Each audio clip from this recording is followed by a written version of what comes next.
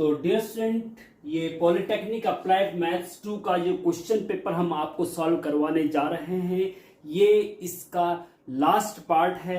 इससे पहले हम ऑलरेडी 6 पार्ट अपलोड कर चुके हैं और लास्ट पार्ट में हम क्वेश्चन नंबर 4 का लास्ट क्वेश्चन और क्वेश्चन नंबर 5 के 3 क्वेश्चन करवाने वाले हैं और वो बहुत ज्यादा इंपॉर्टेंट है आपके आने वाले एग्जाम के लिए। ध्यान दीजिए, बहुत ज्यादा इंपॉर्टेंट है। इसमें क्या है, एक है ट्रेपेजॉइडल रूल से आया हुआ क्वेश्चन और एक है न्यूटन राप्सन मेथड से आया हुआ क्वेश्चन और एक है गॉस एलिमिनेशन मेथड से आया हुआ क्वेश्चन। तीनों क्वेश्चन बहुत ज्यादा इंपॉर्टेंट है और लगभग हर साल रिपीट होते हैं। गॉस एलिमिनेशन भी, न्यूटन राप्सन भी और ट्रेपेजॉइडल भी। तो ध्यान से आप इस वीडियो लेक्चर को देखेंगे तो पासिंग मार्क्स मात्र इन 3 क्वेश्चन से आपके कवर हो जाएंगे। Thank you. लाइट भी आ गई, आपकी किस्मत अच्छी है तो और अच्छा क्लियर दिखेगा आपको। तो चलिए लेक्चर शुरू करते हैं।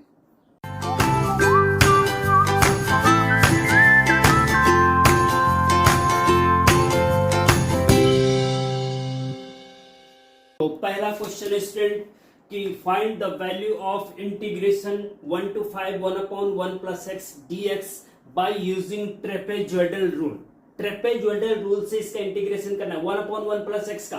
अगर सिंपल आपको बोले कि भाई 1/1 plus x का इंटीग्रेशन करो तो 1/1 plus x का जो इंटीग्रेशन होता है ना, अगर यहाँ पे ये नहीं बोला होता कि ट्रेपेजॉइडल से सॉल्व करो तो ये होता है सीधे log 1 plus x और लिमिट लगा दो आप अपना 1 to 5, ठीक है जी। और ये हो जाएगा log, एक बार x की जगह 5 रखेंगे तो 6 हो जाएगा, log 6 माइनस log एक बार 1 रखेंगे तो log 2। बस हो गया आपका आंसर।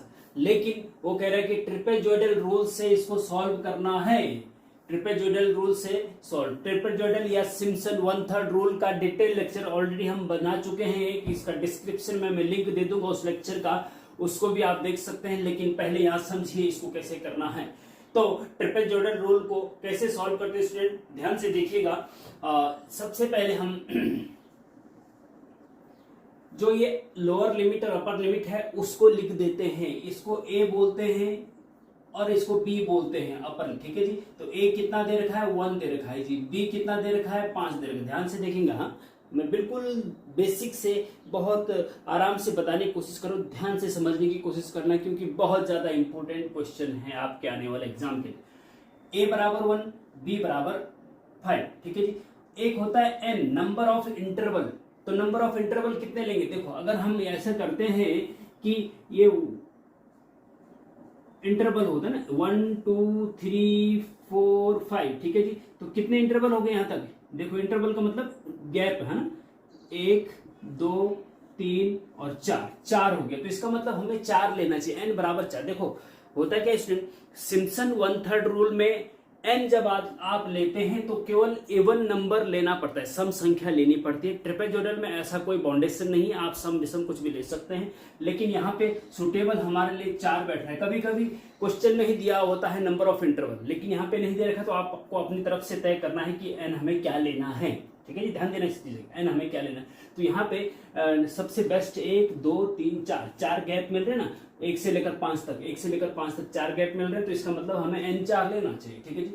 तो जब n 4 ले लिया, देयरफॉर h बराबर हाँ, h बराबर क्या होता है, मतलब यहाँ h जो होता है ना, जो इंटरवल होता है उसकी डिस्टेंस, यहाँ से यहाँ तक डिस्टेंस, एक छोटी स्मॉल डिस्टेंस को बोलते हैं h।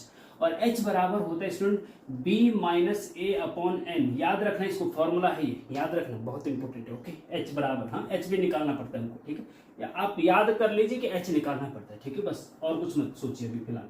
b माइनस, क्योंकि अभी आपको एग्जाम में क्वेश्चन को सॉल्व करना है।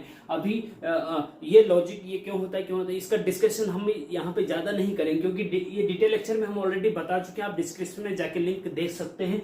और दूसरा क्या है कि ये एक्चुअली होता क्या है, ये एरिया निकालने के लिए, क्षेत्रफल निकालने के लिए प्रयोग किया जाता है। ट्रेपेजॉइडल रूल हो या सिम्पसन रूल हो, जो भी लिमिट इस टाइप की होती है। तो इसको हम ग्राफिकल भी कर सकते हैं, लेकिन अभी हम यहाँ पे ग्राफ कुछ नहीं करेंगे। केवल आपको ये समझना है कि a कैसे लिखते हैं, b कैसे लिखते हैं, n क्या होता है, h क्या होता है, वो कैसे निकालते हैं, ठीक है जी। तो h का फॉर्मूला ये है, b बराबर क्या है जी 5 माइनस 1, a बराबर 1 है ना, n बराबर 4। तो 5 में से 4/4 बराबर 1 आ गया। एच क्या आ गया 1, एच, हाँ एच इंटरवल की जो डिस्टेंस 1 आ गई, ठीक है जी, एच 1 आ गया। अब देखिए नाउ अब हम क्या करते हैं स्टूडेंट, ध्यान देना, ऐसे एक लाइन खींचते हैं, एक ऐसे खींचते हैं, एक्स की वैल्यू और वाई की वैल्यू लिखते हैं यहाँ पे, हाँ एक्स की वैल्यू और वाई की वैल्यू ऐसे लिखते हैं। अब देखना, ध्यान से देखना, आप घबराइएगा मत, सारा लास्ट में आपको समझ में आ जाएगा। हाँ सारा क्वेश्चन, कोई सा भी क्वेश्चन होगा आपको ऐसा ही करना है, 1/1 प्लस एक्स हो या 1/1 प्लस एक्स स्क्वायर हो, कुछ भी हो आपको ऐसा ही करना है जैसे मैं बता रहा हूँ, एक ही मेथड है बस, ठीक है। एक्स की वैल्यू वाई की वैल्यू, अब एक्स की वैल्यू जो होती है ना स्टूडेंट, जो लोअर लिमिट होती है, ए की वैल्यू जो होती है वो सबसे पहली वैल्यू होती है एक्स की। एक्स की जो पहली वैल्यू होती है ना वो ए होती है, ए बराबर 1, ठीक है जी। और एक्स की जो लास्ट वैल्यू होती है वो बी होती है, ठीक है जी। तो 1 से लेकर कहां तक जाएगा, 5 तक। एक्स की वैल्यू 1 होगी, दूसरे इसमें क्या होगी एक्स की वैल्यू, तो जो पहला नंबर है उसमें एच जोड़ते जाओ, एच, हाँ ये 1 है, इसमें एच मतलब एच यहाँ से यहाँ तक की डिस्टेंस कितनी है 1, 1 में 1 जोड़ेंगे तो 2 आ जाएगा, 2 में फिर 1 जोड़ेंगे तो 3 आ जाएगा, 3 में 1 जोड़ेंगे तो 4 आ जाएगा, 4 में 1 जोड़ेंगे तो 5 आ जाएगा। एच मतलब डिस्टेंस वो जोड़ते जाना है, ठीक है जी। 1 में 1 जोड़ेंगे, एच को जोड़ना है, ठीक है, तो क्या हो जाएगा 2 हो जाएगा। फिर 2 में फिर से 1 को, सॉरी एच को जोड़ना है, एच मतलब 1, हाँ 1 को जोड़ना है, 3 आ जाएगा, ठीक है जी। फिर 3 में फिर से एच को जोड़ना है, एच मीन्स यहाँ पे 1 है, वहां पे एच कुछ और हो सकता है दूसरे क्वेश्चन में, ठीक है। तो फिर से एच को जोड़ना है तो क्या हो जाएगा 4 हो जाएगा।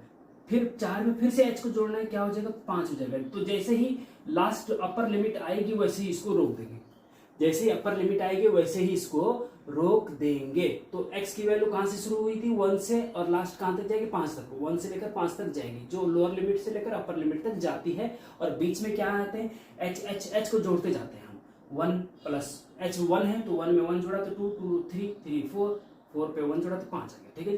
तो जैसे ही अपर लिमिट आ जाए वैसे रोक देंगे, ठीक है। एक्स की वैल्यू आ गई।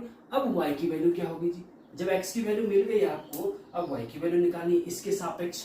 तो अब कैसे निकलेंगे, देखो ध्यान से देखना, ध्यान से देखना, y क्या है, y क्या है, देखो ये फंक्शन है ना, ये y है, हाँ 1/1 प्लस एक्स, तो ये फंक्शन है, फंक्शन क्या है आपका 1/1 प्लस एक्स, जो फंक्शन होता है उसको हम y से डिनोट करते हैं या fx से करते हैं, है ना, fx या y से करते हैं, तो y है, y बराबर क्या है, जो भी फंक्शन होगा वो आपका y होगा, y बराबर 1/1 प्लस एक्स। अब y की पहली यहाँ पे वैल्यू क्या होगी, तो यहाँ पे वैल्यू क्या होगी, x की जगह 1 रख दो इस फंक्शन में, तो y बराबर हो जाएगा 1/1 प्लस 1, x की जगह 1, क्योंकि पहला वैल्यू निकालनी है y की, तो x की जगह 1 रखो, तो 1/12 और ये हो जाएगा 0.50, ठीक है जी। तो ये हो जाएगा आपका 0.50, ठीक है जी। अब यहाँ पे y की वैल्यू क्या होगी, तो x की जगह 2 रखो, तो ये आपका हो जाएगा 1/1 प्लस x की जगह 2 रखो, तो 1/3, और 1/3 की वैल्यू मैंने स्टूडेंट आप निकाल रखी है, 1/3 बराबर आता है 0.33, ठीक है जी। देखो मैंने ये ऑलरेडी निकाल रखा है इस, क्योंकि ये कैलकुलेशन के लिए हमारा टाइम कंज्यूम होगा, इसलिए मैंने डायरेक्ट निकाल रखा है।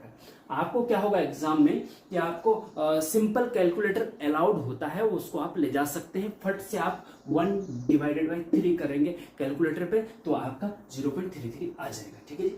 अच्छा उसके बाद चलते हैं, अब यहाँ पे क्या आएगा y का मान, तो भाई x की जगह 3 रख दो, इसमें x की जगह 3 रखेंगे तो 1/1 प्लस 3 इजिकल टू 1/4, और वो 1/4 0.25 आएगा, आप सॉल्व करके देख लीजिएगा 0.25 आएगा, ठीक है जी। अच्छा इसके बाद यहाँ पे क्या आएगा, तो x की जगह 4 रख के देखो यहाँ पे, तो y बराबर हो जाएगा 1/1 प्लस 4 इजिकल टू 1/5, और ये हो जाएगा 0.20, ठीक है जी। आप डिवाइड करके कर सकते हैं, कोई दिक्कत वाली बात नहीं है, ठीक है जी। अब यहाँ पे क्या होगा, x की जगह 5 रखो, तो 1/1 प्लस 5 इजिकल टू 1/6, और 1/6 की वैल्यू जो है स्टूडेंट वो आ रही है 0.17, ठीक है जी। तो इस प्रकार से आप y की वैल्यू निकाल सकते हैं। और स्टूडेंट इसका जो पहला y का जो पहला मान होता है ना, इसको y0 से डिनोट करते हैं, y0, y0 है ना, तो इसको y0 पढ़ते हैं, ठीक है, ध्यान रखना इस चीज का, y0, हाँ कुछ कहीं किसी बुक में y1 से शुरू करते हैं, लेकिन मैं y0 से या y0 से शुरू करता हूँ, ठीक है। पहला ऑर्डिनेट, इसको ऑर्डिनेट बोलते हैं, ठीक है, दूसरा ऑर्डिनेट को y1 बोलेंगे, तीसरे ऑर्डिनेट को y2 बोलेंगे, चौथे ऑर्डिनेट को y3 बोलेंगे और पांचवें ऑर्डिनेट को y4 बोलेंगे, ठीक है जी। y0 की वैल्यू कितनी हुई है, y1 की वैल्यू ये है, y2 की वैल्यू ये है, y3 की वैल्यू है, y4 की वैल्यू है, ठीक है जी। तो ये सारी वैल्यू निकल गई।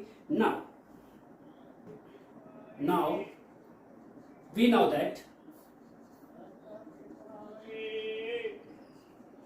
Bye trapezoidal rule, trapezoidal rule से हम जानते हैं कि integration a to b fx dx बराबर होता है, एरिया निकालने के लिए होता है, ठीक है जी। Integration a to b fx dx बराबर h/2 बड़ा ब्रैकेट स्मॉल ब्रैकेट के अंदर first ordinate plus last ordinate f plus l, short में बोल रहे हैं, plus 2 times of all ordinate, 2 times of all ordinate और ब्रैकेट बंद कर देंगे, ठीक है जी, ब्रैकेट बंद कर देंगे। ये फॉर्मूला है ट्रेपेजोइडल रूल का, ये आपको याद रखना है, ठीक है जी। सिम्पसन 1/3 रूल का फॉर्मूला है, इससे थोड़ा डिफरेंस है। आप चाहो तो डिस्क्रिप्शन में जो लिंक मैंने लेक्चर बना रखा है दोनों का, ट्रेपेजोइडल का भी सिम्पसन का भी, उसको आप देखेंगे तो और ज्यादा क्लैरिटी आपको आएगी। तो इसको ऐसा करके देख सकते हैं आप, ठीक है जी। ये है फॉर्मूला ट्रेपेजोइडल रूल का, h/3 first ordinate plus last ordinate plus 2 times of all, ठीक है। अच्छा, अब यहाँ पे क्या होगा, यहाँ पे क्या होगा जरा यहाँ पे देखना इंपॉर्टेंट है ना। हाँ तो इसको मैं मिटा दे रहा हूँ, इसको भी मिटा ही दो यार, h की जगह यहाँ पे सीधे h = 1 लिख दो, कोई दिक्कत नहीं है। अब हम यहाँ पे करते हैं इसको आगे। हाँ अच्छा, देखिए ट्रेपेजोइडल रूल से दिस इक्वल टू दिस होता है, देयरफॉर दिस इक्वल टू क्या होगा, जब दिस इक्वल टू दिस है तो दिस इक्वल टू क्या होगा, हमें इसका मान निकालना है। तो therefore integration 1 to 5 1/1 plus x dx बराबर क्या होगा, तो ये दिस इक्वल टू h/2 चलो पहले h ही लिखते हैं, चलो h/2 बड़ा ब्रैकेट शुरू, first ordinate plus last, first ordinate क्या है यहाँ पे देखो, ये है फर्स्ट ऑर्डिनेट और ये है लास्ट ऑर्डिनेट, ठीक है, फर्स्ट ये लास्ट ये बीच की है। तो y0 प्लस y4, y0 मतलब y0, हाँ y0 plus y4 plus 2 times of, देखो 2 टाइम्स ऑफ ऑल ऑर्डिनेट का सम, ऑल ऑर्डिनेट कितने बचे, y1 y2 y3 बचे, इनका जोड़ दो ब्रैकेट के अंदर, 2 गुणा y1 plus y2 plus y3 bracket बंद और बड़ा ब्रैकेट भी बंद, ठीक है। समझ रहे हैं आप बात को, ध्यान से देखना। हाँ h/2 first ordinate plus last ordinate plus 2 times of all ordinate का सम, यहाँ 2 टाइम्स आता है, यहाँ पे बटे में 2 आता है, दोनों जगह 2 आता है, याद रखना इसको, कभी कंफ्यूज हो जाते हैं। सिम्पसन 1/3 में यहाँ पे 3 आता है, तो ये कंफ्यूजन मत पैदा करना, ठीक है। थोड़ा प्रैक्टिस करेंगे तो कंफ्यूजन नहीं रहेगा, अदरवाइज कंफ्यूज हो जाओगे आप सिम्पसन 1/3 ट्रेपेजोइडल में, अगर दोनों तैयारी कर रखी तो, ठीक है। अच्छा, is equal to h/2, h की वैल्यू कितनी है भैया, 1 है, देखो h की वैल्यू 1 थी ना, 2 बड़ा ब्रैकेट स्मॉल ब्रैकेट के अंदर y0 प्लस y4, y0 की वैल्यू कितनी है 0.50 प्लस y4 की वैल्यू कितनी है 0.17 0.17, ठीक है जी, plus 2 times of y1 plus y2, y1 कितना है 0.33 प्लस 0.25 प्लस y3 कितना है 0.20, ठीक है जी, और ये हो गया। अब इज इक्वल टू 1/2 बड़ा ब्रैकेट। अब मैं इसको जरा, ये मैं ऑलरेडी कर कैलकुलेशन करी हुई, मैं डायरेक्ट आपको लिख रहा हूँ, इन दोनों को सम करेंगे स्टूडेंट तो ये 0.67 आएगा, है ना, ये तो कोई दिक्कत नहीं, प्लस 2 टाइम्स ऑफ इन तीनों को सम करेंगे तो 0.78 आएगा, ठीक है। सम कर लेना, कैलकुलेटर से भी आप कर सकते, कोई दिक्कत वाली बात नहीं, ठीक है। अच्छा 1/2 2 का गुणा, इसमें 2 का गुणा करेंगे, 2 का गुणा करेंगे और फिर इसको 2 का गुणा इसमें करो, फिर 0.67 के साथ जोड़ दो तो आपको मिलेगा 2.23, ठीक है जी। अब इसको 2 से डिवाइड करो, 2.23 को 2 से डिवाइड करेंगे तो 1.115 आपका आंसर आ जाएगा, ठीक है जी। इस प्रकार से स्टूडेंट इसको करना होता है, और कोई भी दिक्कत ट्रेपेजोइडल रूल देखो बहुत अच्छे से कर लेना, क्योंकि कल ही आपका एग्जाम है, बहुत इंपॉर्टेंट वीडियो है ये, बहुत इंपॉर्टेंट, ठीक है। इसको एक एक क्वेश्चन को बहुत अच्छे से कर लीजिएगा, तो इस क्वेश्चन को अच्छे से कर लीजिए, और इससे मिलते जुलते क्वेश्चन आपकी बुक में है ट्रेपेजोइडल रूल का, उनकी भी प्रैक्टिस कर लीजिए, ठीक है। तो चलते हैं नेक्स्ट क्वेश्चन पे। तो next question student, evaluate √12 by Newton's Raphson method बहुत इंपॉर्टेंट क्वेश्चन ये भी, मतलब कि 12 का वर्गमूल आपको न्यूटन राप्सन मेथड से निकालना है, न्यूटन राप्सन मेथड से, ठीक है जी। तो इसको कैसे निकालेंगे न्यूटन राप्सन मेथड से, ध्यान से देखिएगा, बहुत इंपॉर्टेंट क्वेश्चन है ये भी। स्टूडेंट आप क्या करेंगे, सबसे पहले जिसका स्क्वायर रूट निकालना है उसको x मान लो, जिसकी वैल्यू निकालें। देखो हमें क्या निकालना, क्या हमको, हमें √12 का मान निकालना है कि क्या होगा, √12 का मान क्या होगा, मतलब 12 का वर्गमूल कितना होगा। तो मान लीजिए भैया x होगा, लेट हम इसको x मान लेते हैं, क्या मान लेते हैं, इसको x मान लेते हैं। और स्क्वायरिंग बोथ साइड, दोनों पक्षों का वर्ग करने पर ये हो जाएगा 12 और ये हो जाएगा x², क्योंकि रूट का स्क्वायर करते हैं तो रूट हट जाता है स्क्वायर से, और x का स्क्वायर x² हो जाएगा, ठीक है, कोई दिक्कत नहीं जी, ठीक है यहाँ तक। अब 12 को उधर ले जाओ x² के साथ तो माइनस का हो जाएगा, x² अपनी जगह पर, 12 उधर जाएगा, माइनस का 12 हो जाएगा, = 0, ठीक है। ये आपको एक इक्वेशन दिख गई। अब इसी इक्वेशन को हम क्या करते हैं कि ये जो पॉलिनोमियल है ना, इसको हम फंक्शन मान लेते हैं, हम क्या मान लेते हैं, इसको fx मान लेते हैं, इसको fx = x² - 12, इसको फंक्शन मान ले। जो भी आपका इक्वेशन आएगा ना, तो इक्वेशन का जो लेफ्ट साइड होगा उसको एक पॉलिनोमियल, द्विघात पॉलिनोमियल, हाँ क्वाड्रेटिक पॉलिनोमियल मान लो, द्विघात बहुपद मान लो, ठीक है, fx मान ले, ठीक है। अब fx = x² - 12 है, तो f' बराबर क्या होगा, f' का मतलब होता है इसका differentiation with respect to x। अब डिफरेंशिएशन आपको पता होना चाहिए, x² का डिफरेंशिएशन होता है 2x और 12 कांस्टेंट राशि का डिफरेंशिएशन 0 होता है, तो f' 2x आ गया, f' क्या आ गया, 2x आ गया। अब इसके बाद हम एक वैल्यू लेते हैं जिसको हम x0 से डिनोट करते हैं, वो वैल्यू क्या होगी, x0 हमें निकालना है या लेना है, ठीक है, ध्यान रखना इसको, x0, हाँ x0 हमें लेना पड़ता है। तो उसको देखिए स्टूडेंट, होता क्या है, वैसे तो ये ग्राफिकली आपको समझाया जा सकता है कि भाई ऐसे करके कोई ग्राफ जा रहा है, क्वाड्रेटिक, हाँ स्क्वायर है तो ये 2 जगह कटता है, x की वैल्यू 0 कहाँ पे हो रही है, इस टाइप से इसको ग्राफिकल आपको समझा सकते हैं। लेकिन अभी आपका एग्जाम है तो आपको ये काम नहीं आएगा, अभी केवल आपको सॉल्व कैसे करना है ये मैं बता रहा हूँ, ठीक है। तो डिटेल में कभी इसका स्टडी करूंगा मैं, और पूरा डिटेल में आपको एक वीडियो लेक्चर बना के दूंगा न्यूटन राप्सन मेथड पे। लेकिन अभी फिलहाल एग्जाम के पॉइंट ऑफ व्यू से आपको कैसे करना ये देख लीजिए, ओके। हाँ तो अब हम क्या करते हैं, एंड x0 लेते हैं, ठीक है। और जो x0 लेते हैं ना, x0 is a number closer to √12। एक x0 एक ऐसा नंबर है जो √12 के नजदीक होगा। x0 एक ऐसा नंबर लेना है आपको, अपने हिसाब से ले सकते हैं, लेकिन √12 के नजदीक होना चाहिए। अब चूंकि √9 is less than √12 is less than √16, पता है ना। ये जो √12 है √9 से बड़ा है और √16 से छोटा है। 9 का वर्गमूल क्या होता है, 3, इसीलिए 3 का स्क्वायर 3 या 9, 4 × 16, इसीलिए हमने √9 और √16 इसलिए लिखे क्योंकि इनके स्क्वायर रूट हमें पता है। 9 का वर्गमूल क्या होता है, 3 होता है, 16 का वर्गमूल 4 होता है, और इसका मतलब ये √9 और √16 के बीच है।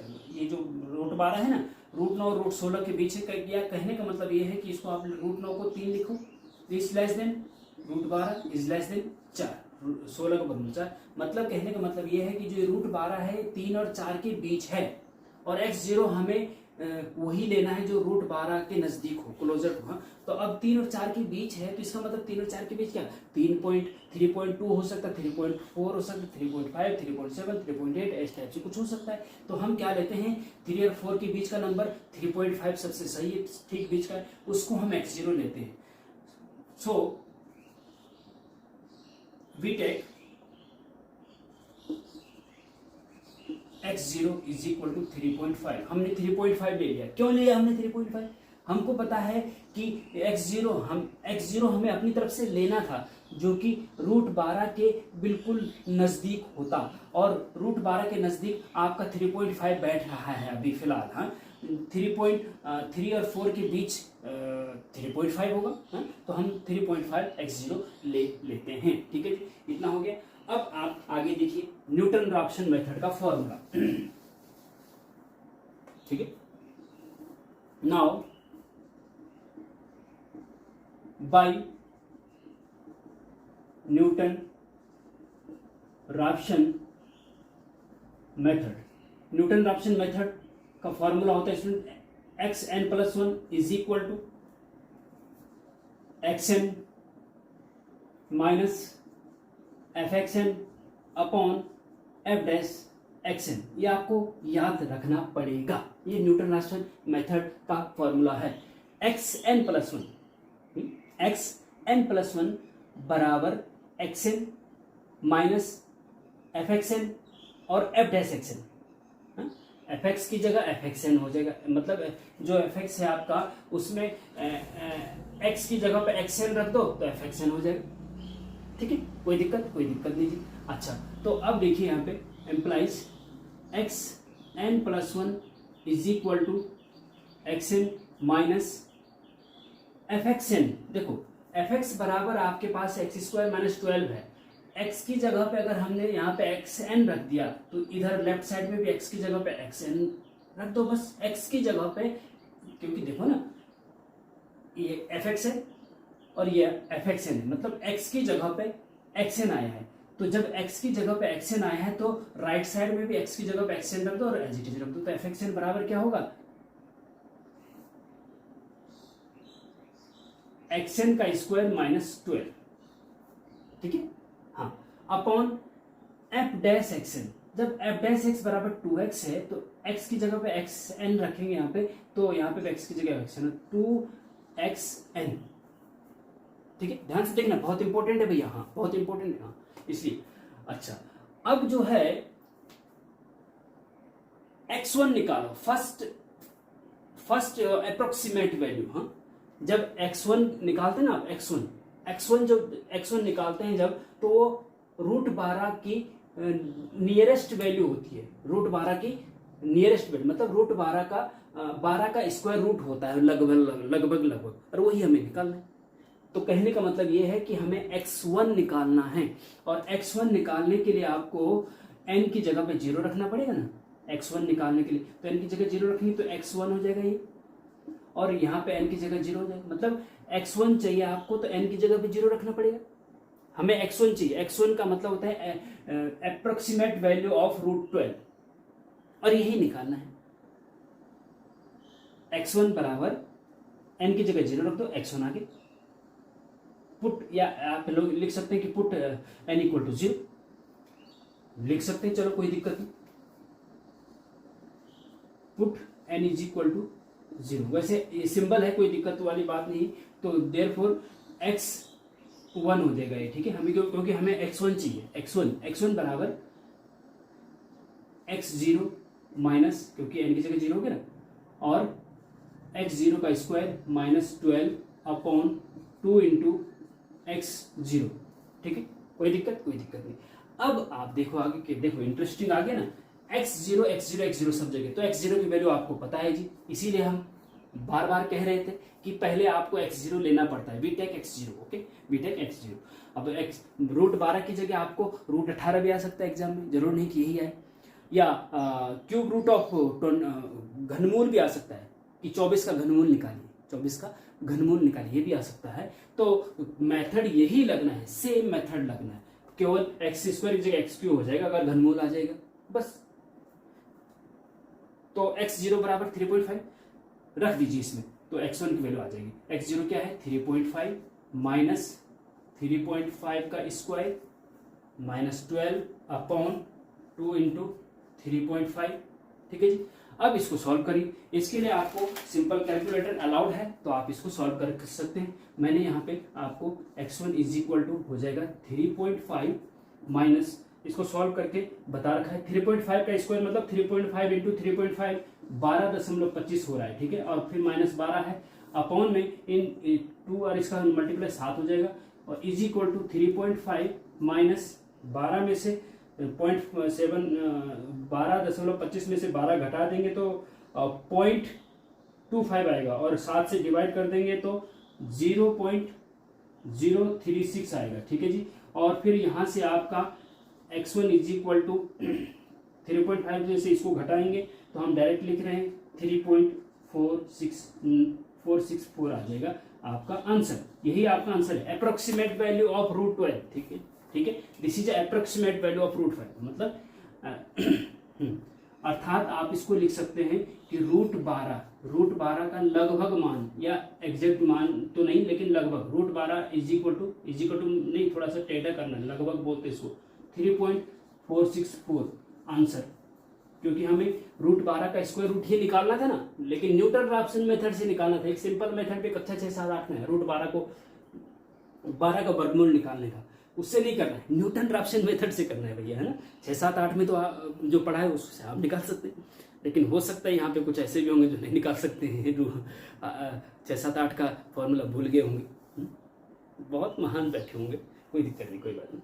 तो न्यूटन रैप्सन मेथड से रूट 12 का वर्गमूल कैसे निकालना है, ऐसे निकालना है। तो जो भी x1 की वैल्यू आएगी वही रूट 12 होगा, 3.464 आंसर, ठीक है जी। इस प्रकार से इसको करेंगे और डिटेल में हम इसको कभी बताएंगे, आपको डिटेल लेक्चर बनाएंगे। अभी फिलहाल आप एग्जाम के पॉइंट ऑफ व्यू से इसको कवर कर लीजिए कैसे कैसे करना है, बस बिल्कुल पैटर्न यही रहेगा कि देखो फिर से एक बार मैं डिवाइड आपको कर दे रहा हूँ, जो भी जिसका भी आपको स्क्वायर रूट पूछा जाएगा उसको x मान लो, फिर दोनों तरफ को स्क्वायर कर दो और ये इक्वेशन बन जाएगी। इस इक्वेशन के जो लेफ्ट साइड है उसको फंक्शन मान लो f(x) और फिर इसका डिफरेंशिएशन f(x) होता है। अब हमें x0 की वैल्यू निकालनी है जो कि रूट 12 के नज़दीक होगी, और रूट 12 के नज़दीक आपको पता है कि रूट 12 जो है रूट 9 और रूट 16 के बीच है, मतलब 3 और 4 के बीच है, और 3 4 के बीच 3.5 बिल्कुल ठीक बीच में है, तो इसलिए हमने x0 3.5 ले लिया। अब न्यूटन रैप्सन मेथड से आपको फॉर्मूला पता होना चाहिए कि xn + 1 बराबर xn minus fxn upon f'(x)n, ये सेम फॉर्मूला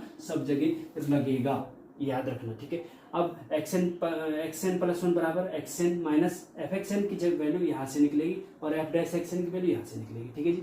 अब पुट x0 n की जगह पे इसमें 0 रखेंगे तो x1 आएगा लेफ्ट साइड, यहाँ पे x0 हो जाएगा, x0 सब जगह, और x0 की वैल्यू यहाँ से रख दीजिए, सॉल्व कर दीजिए, x1 का मान जो आएगा आपका आंसर हो जाएगा, x1 का जो मान आएगा वो आपका आंसर है, समझ रहे बात। हाँ, तो इस प्रकार से इसको करना है, Newton Raphson method very important है। और अब हम चलते हैं इससे भी और ज्यादा इंपॉर्टेंट क्वेश्चन पे, जो कि है गॉस एलिमिनेशन मेथड से सिस्टम ऑफ इक्वेशन को सॉल्व करना, वेरी इंपॉर्टेंट।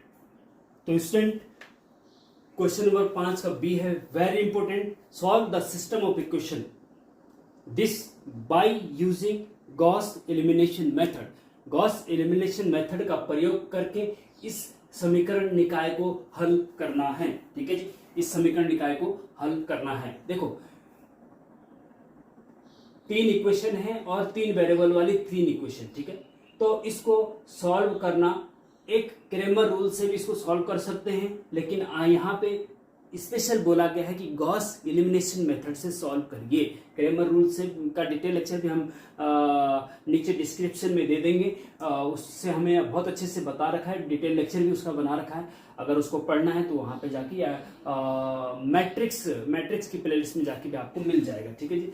यहाँ पे बात करते हैं कि गॉस एलिमिनेशन मेथड से सिस्टम ऑफ इक्वेशन को, लीनियर सिस्टम ऑफ इक्वेशन को कैसे सॉल्व करते हैं। तो ध्यान से देखना, बहुत मजा आएगा आपको और बिल्कुल दिमाग में छप जाएगा, ठीक है। अच्छा, बहुत इंपॉर्टेंट है क्योंकि इसके आने की संभावना बहुत ज्यादा है। जो तीनों दो पहले मैंने बताया, ट्रेपेजॉइडल और न्यूटन रैप्सन और ये आपका गॉस एलिमिनेशन, इन तीनों के आपके एग्जाम में आने की संभावना 99% है, ठीक है। तो सबसे पहले हम क्या करते हैं कि जो सिस्टम ऑफ इक्वेशन दे रखा है उसको हम मैट्रिक्स में बदलते हैं। मैट्रिक्स में बदलते हैं, कैसे बदलते हैं ध्यान देना, हाँ कैसे बदलते हैं। एक्स वाई जेड के गुणांक यहाँ पे लिख लो। एक्स का कोएफिशिएंट क्या यहाँ पे कुछ नहीं, मतलब 1 है, ठीक है। यहाँ पे एक्स का कोएफिशिएंट क्या +2 है, तो +2 मतलब 2 लिखते हैं, प्लस नहीं लिखते आगे, अगर माइनस हो तो माइनस नहीं लिखते। जेड के आगे कुछ नहीं, मतलब 1 है, ठीक है जी। ये हो गया फर्स्ट रो हो गया। अब सेकंड रो में एक्स का कोएफिशिएंट, वाई का कोएफिशिएंट, जेड का कोएफिशिएंट यहाँ लिखो, ठीक है जी। एक्स का कोएफिशिएंट क्या है 2, वाई का क्या है 3, जेड का क्या है 4, ठीक है जी। अब यहाँ तीसरी रो में तीसरी इक्वेशन का लिखो, 4 3 2 प्लस के सारे, तो माइनस का झंझट नहीं है, ये बड़ी बात है, 4 3 2, ठीक है जी। और यहाँ पे आप एक्स वाई और जेड जो कोएफिशिएंट दे रखे हैं वेरिएबल है वो उनको लिखेंगे, ठीक है, इज इक्वल टू, ठीक है, एक्स वाई जेड की कोएफिशिएंट लिख दिया, फिर एक्स वाई जेड लिख दिए और फिर यहाँ पे राइट साइड में ये नंबर लिख दिए 8, ये भी मैट्रिक्स के अंदर लिखेंगे 8, 20 और 16, ठीक है जी। यहाँ पे आपको दिख रहा है कि भैया इसको हम क्या मानते हैं, ए, कैपिटल ए, इंटू इसको मानते हैं हम एक्स, कैपिटल एक्स से डिनोट करते हैं इस मैट्रिक्स को, और इस मैट्रिक्स को डिनोट करते हैं हम कैपिटल बी से, ठीक है जी, A into X into B, ठीक है। नाउ अब हम क्या करते हैं कि A such that B matrix find करते हैं, A such that B matrix find करते हैं। गॉस एलिमिनेशन मेथड में क्या करते हैं, A such that B matrix find करते हैं, ठीक है, ध्यान देना। A such that B matrix का मतलब होता है ए मैट्रिक्स और बी मैट्रिक्स को एक ही मैट्रिक्स के अंदर रखना है, ठीक है। कैसे रखना है, देखो पहले ए मैट्रिक्स को रख दो, ब्रैकेट इधर से बंद सब करना, 1 2 1 2 3 4 4 3 और 2, ठीक है जी। अब बी मैट्रिक्स को सच दैट लगा के देखें ना, ए सच दैट बी है ना, सच दैट दोनों जगह लगा के इनको लिख दो 8 20 और 16, ठीक है जी, ये बन गया जी आपका ए सच दैट बी मैट्रिक्स, ये हो गई। अब इसमें क्या है कि ऑपरेशन लगा करके इसको और इसको जीरो करना है, फिर उसके बाद इसको जीरो करना है, ठीक है। फर्स्ट कॉलम के नीचे के 2 जीरो करने हैं, फिर सेकेंड कॉलम के लास्ट का एक जीरो करना है, इसको जीरो इसको जीरो, ठीक है। कहने का मतलब ये हुआ कि आप इस टाइप से जैसे देख सकते हैं आप ये, ठीक है जी। तो पहले हम क्या करेंगे, इन 2 को जीरो करेंगे, उसके बाद सेकेंड ऑपरेशन लगाने पर हम क्या करेंगे, ये तो जीरो हो चुके होंगे, फिर ये वाला भी जीरो कर देंगे, तो ये 3 जीरो करने हैं। अब बस तब उससे आपका एक्स वाई जेड की वैल्यू निकलेगी। इस सिस्टम को सॉल्व करने का मतलब क्या है, एक्स वाई जेड की वैल्यू निकालना है जो इन इक्वेशन को सेटिस्फाई करे, ठीक है। तो पहले इन 2 को जीरो करना, मतलब इन 2 को जीरो करना है और फिर इसको जीरो करना है। अब ऑपरेशन आपको लगाना आना चाहिए, ऑपरेशन आपको लगाना आना चाहिए। कहाँ तक है ये, यहाँ तक हो जाएगा ये कवर, हाँ ठीक है, कोई दिक्कत नहीं, हो जाएगा। अब ऑपरेशन लगाइए भैया, ऑपरेशन कैसे, चलो यहाँ पे लगाते हैं हम ऑपरेशन। हाँ यहाँ पे लगाते हैं इसको, हम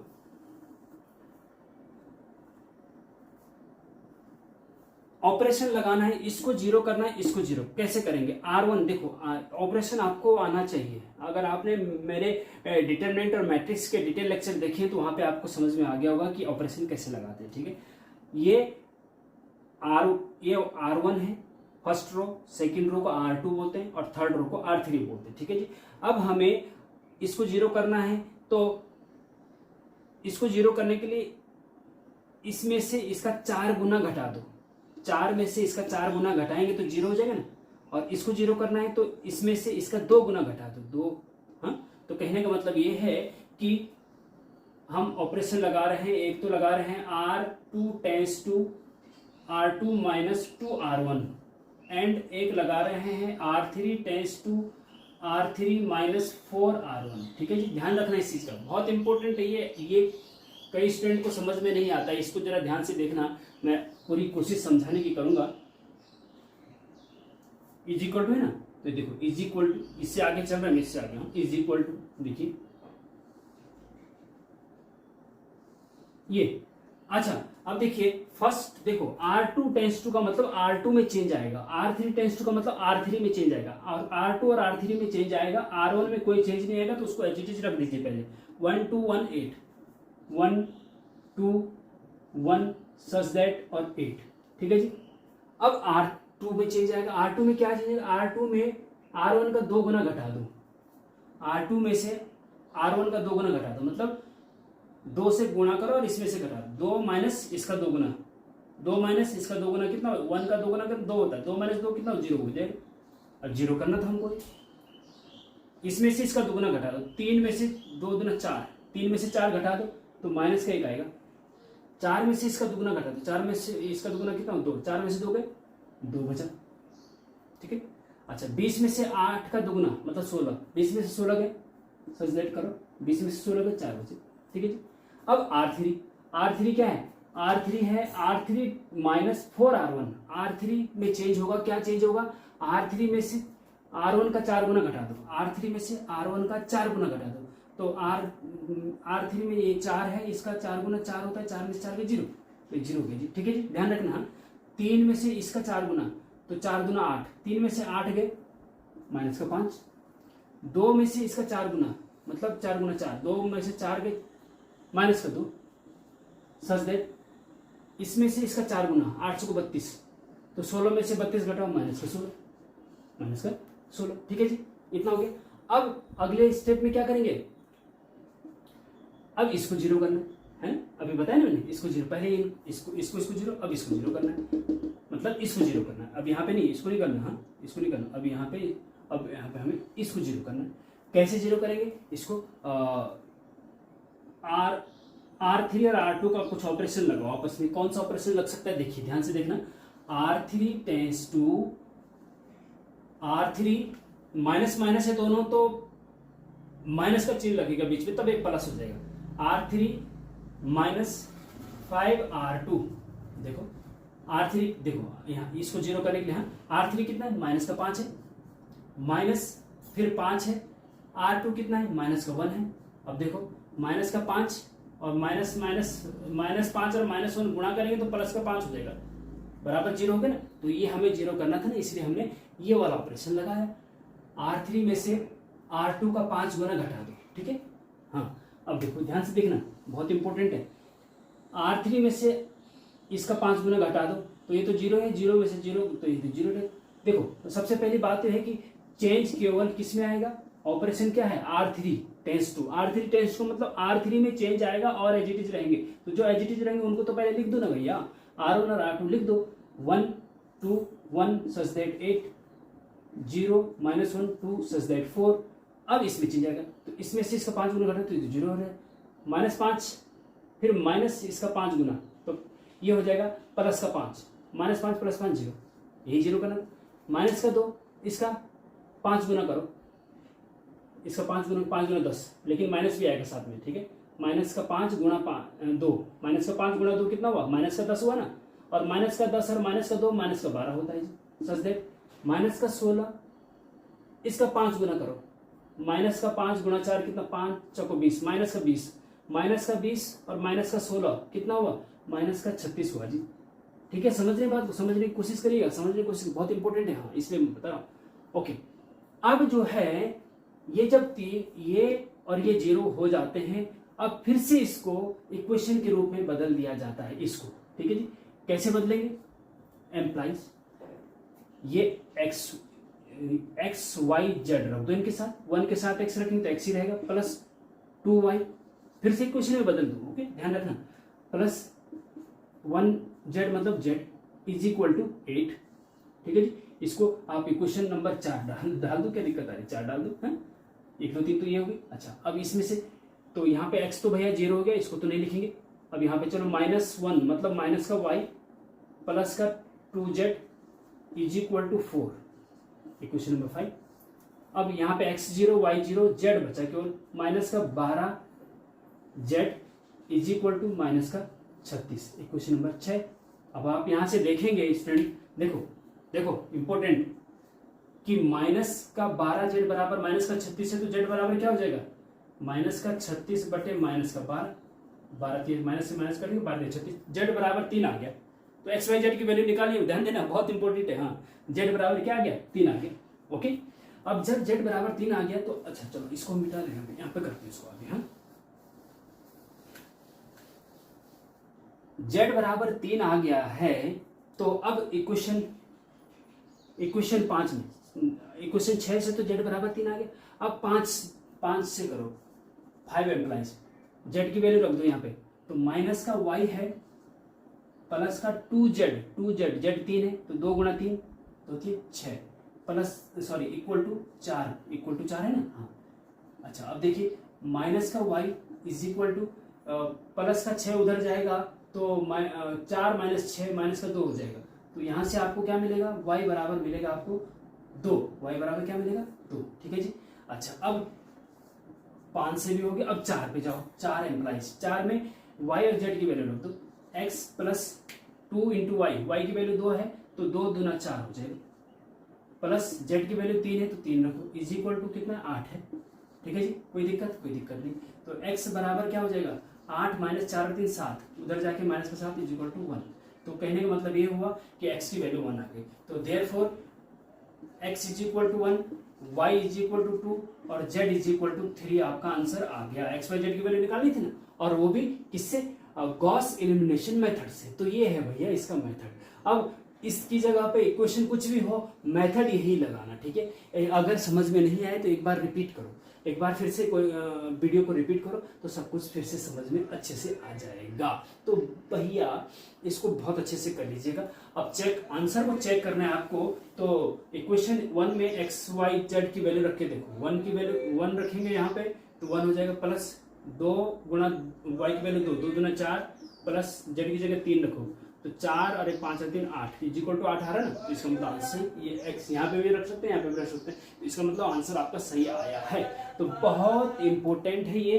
तो इस प्रकार से स्टूडेंट आपका एक क्वेश्चन और छूट गया इसमें, लास्ट क्वेश्चन आपके क्वेश्चन पेपर का।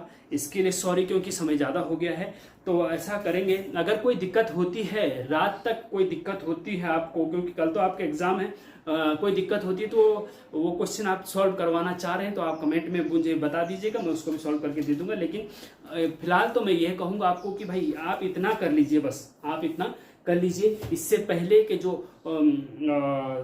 6 पार्ट ऑलरेडी अपलोड कर चुके हैं उनको सॉल्व कर लीजिए, इसको फिर से देख लीजिए अगर समझ में नहीं आए तो। ये बहुत इंपॉर्टेंट, तीनों क्वेश्चन बहुत ज़्यादा इंपॉर्टेंट है आपके आने वाले एग्जाम के लिए।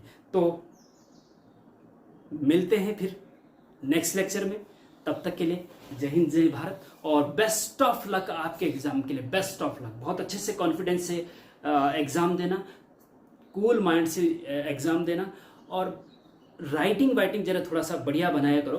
क्योंकि इंपॉर्टेंट क्या है, देखो एग्जाम में क्या होता है, सबसे इंपॉर्टेंट है कि आपकी लेखन शैली कैसी, चाहे मैथ्स ही क्यों ना हो। अगर आपका कट फट ज़्यादा है तो एग्जामिनर का मूड खराब हो जाता है। क्योंकि जब हम चेक करते हैं, कई प्राइवेट कॉलेज, सरकारी तो क्या तो आते ही है, लेकिन प्राइवेट कॉलेज की भी कॉपी आती है, तो जब हम उनको चेक करते हैं तो कई स्टूडेंट का बहुत बुरी स्थिति होती है। तो सबसे इम्पोर्टेंट जब आप एग्जाम हॉल में, सबसे पहले तो भैया ये है कि आधा घंटा पहले एग्जाम हॉल में जाओ, शांत होके बैठो और डीप ब्रीथिंग करो, शांत होके बैठो, गहरी सांस लो, शांत दिमाग रखो अपना, और जो भी कॉपी आपके पास आती है उसमें अपना जो भी डिटेल, रोल नंबर, कोड वगैरह उसको अच्छे से लिखो, लाइनिंग वाइनिंग कर लो, और जो भी इम्पोर्टेंट उस क्वेश्चन पेपर मिलने से पहले आपके पास आधा घंटा का समय है, तो अगर आप समय से पहुंचे हैं तो इसलिए आधा घंटा पहले पहुंचो एग्जाम से, विशेष ध्यान रखिए इस चीज़ का। और उसमें क्या करो कि पीछे की साइड रफ पेज मान करके पीछे की साइड जितने भी फॉर्मूले आपको याद हैं उनको लिख लो, एक बार फटाफट लिख दो। जब तक क्वेश्चन पेपर आता है तब तक लिख लो, क्योंकि बाद में हो सकता है भूल जाए। तो उनको जब लिखे रहेंगे तो जब आप क्वेश्चन पेपर को सॉल्व करेंगे तो आसानी से आप पीछे देख सकते हैं, अगर आपको कन्फ्यूजन हो रहा है तो पीछे सारे फॉर्मूले जितने हो सकता है जो आपको याद है, जो आपको इंपॉर्टेंट लगते हैं, उनको लिख दो पहले। ठीक है, जैसे अभी मैंने बताया था कि साइन स्क्वायर एक्स प्लस को स्क्वायर एक्स बराबर होना था, न्यूटन रैप्सन मेथड का बताया था। तो इस प्रकार से उनको लिख देंगे तो आपको सुविधा रहती है। और बाद में क्या करो कि जो पीछे लिखे हैं आपने उनको क्रॉस करके ऊपर रफ लिख दो, रफ। हाँ, तो कॉपी चेक में नहीं आता है। ठीक है, और दूसरा लाइनिंग के क्वेश्चन नंबर लाइनिंग इधर लिखो, और क्वेश्चन नंबर जिस क्वेश्चन को आप सॉल्व कर रहे हैं उसको बहुत क्लियर तरीके से लिखो। क्वेश्चन नंबर 2 का ए इस टाइप से लिखो और फिर उसको सॉल्व करो। उसको सॉल्व इस टाइप से करना है कि बिल्कुल साफ सुथरा होना चाहिए, कटिंग नहीं होनी चाहिए। कटिंग होने से एग्जामिनर का थोड़ा सा मूड चेंज हो जाए, और साफ सुथरा होना चाहिए, कटिंग नहीं होनी चाहिए। और जितना अच्छा राइटिंग से लिख सकते हैं उतना अच्छा लिखिएगा। और 2 क्वेश्चन, एक क्वेश्चन जब खत्म हो जाता है तो 3-4 लाइन का गैप रख करके नेक्स्ट क्वेश्चन शुरू करिए। और एक चीज़ ध्यान रखिए, हो सके तो स्टार्टिंग से क्वेश्चन नंबर 1, 2, 3 क्रम से लिखेंगे तो ज़्यादा बेटर रहेगा। क्वेश्चन नंबर 1 के अगर आपको 5 पार्ट करने हैं और आपको 4 ही आ रहे हैं तो 4 कर लीजिए, 4 कर लीजिए। जो आ रहे हैं उनको चारों के चारों कर लीजिए, फिर क्वेश्चन नंबर 2 के पार्ट करिए, फिर 3 के, फिर 4, फिर 5 के, ठीक है। इस क्रम से आप करेंगे और बहुत अच्छे से करेंगे तो 100% अगर आपके 50 मार्क्स आने होंगे तो 70 आएंगे, अगर आप सावधानी पूर्वक ध्यान रखेंगे। तो इस चीज़ का ध्यान रखिएगा। और चलो, और तो फॉर्मूले वगैरह याद कर लो, और बेस्ट ऑफ लक आपके एग्जाम के लिए। और जब एग्ज़ाम हो जाएगा तो बताइएगा कि कैसे कैसे हुआ, और पेपर भी ईमेल आईडी पे मुझे शेयर कर दीजिएगा, जिससे कि मैं देख सकूं कि कैसे कैसे आपका एग्ज़ाम हुआ, क्या क्या दिक्कतें रही। और ये भी बताइएगा कि दिक्कतें आपकी क्या क्या रही एग्ज़ाम में, और क्या क्या क्वेश्चन आपने सॉल्व करे, क्या क्या नहीं कर पाए। कमेंट में ज़रूर बताइएगा जब एग्ज़ाम से वापस आएंगे, ओके, भूल मत जाइएगा। और पेपर जो है आपका उसको PDF बना करके मुझे ईमेल पे ज़रूर सेंड कर दीजिएगा, ओके। तो थैंक यू वेरी मच, मिलते हैं नेक्स्ट लेक्चर में।